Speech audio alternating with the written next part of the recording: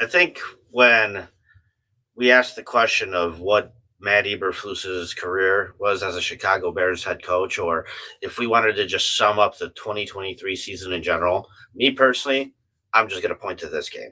First of all, I wasn't as surprised or disappointed as I think you were. I think your reaction to that was a lot more natural, whereas mine has become a little bit more pessimistic in this way, where I wanted them to win. I had no desire for them to lose that game, but you knew that Detroit was needed the 2 drives to get there, and I think I texted you exactly at that moment, like, I think something's brewing here. Like, I think something's going on here. And so you kind of like, I think first thought I had overall is I'm not a big believer in this, and I know neither of us is, but uh, that losing culture and that losing mentality versus a winning culture and a winning mentality. And I don't think it boils down to something as simple as like, oh, well, Mitch Trubisky knew how to win because he won 10 games his first year, right? And I don't think it's that. I think it's just more of like a team that knows how to support each other and like lift each other up when one part of the team is slacking. The Bears are still in the phase of team building where every part needs to go right. Right? Like if Cairo Santos misses any one of his like 3 or 4 field goals, we're screwed. If Justin Fields plays any worse than he does and has like 1 extra turnover, we're screwed. If the defense doesn't get 3 turnovers, it's not even close.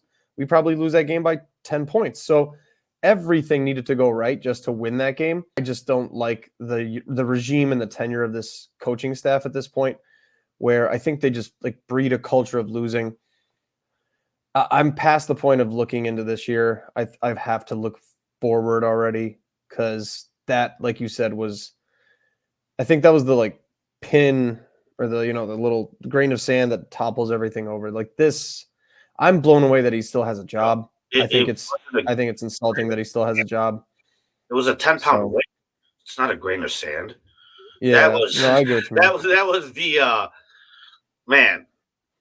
Yeah, somebody said the straw that broke the camel's back. I go, no, that's not a straw. That's a whole hay bale right there. Collapsed. Let's listen to this. Let's listen to this guy. Should I call this? Should I call that? Should I be more aggressive here? Less aggressive there? It's like when you have the end of the half at the New Orleans game, right? They went, I think it was 3 and out or maybe 4 and out. That was good execution by the players. It was good calling by the whoever this coordinator was, and that would be me. Did you hear that? Hold on. Let me just replay that really quickly. Let me just replay. It's good calling by the whoever this coordinator was, and that would be me. And you stood up there all year and pointed a finger at the players and the execution. In the beginning of the year, I was with that. I was saying, yes, the players need to execute better. There's more to that. There's another 10 seconds of him going, well, when you win, play calling's good and execution's good. And when you lose, play calling's bad and execution's bad. You're just learning this now? Seems like this guy is happier about having a good week of practice than the result of a game. And then to sit there and credit yourself like that. I mean, to whoever that coordinator was, by the way, that would be me. You got to be kidding me. When my jaw dropped, like, dude, you need to go.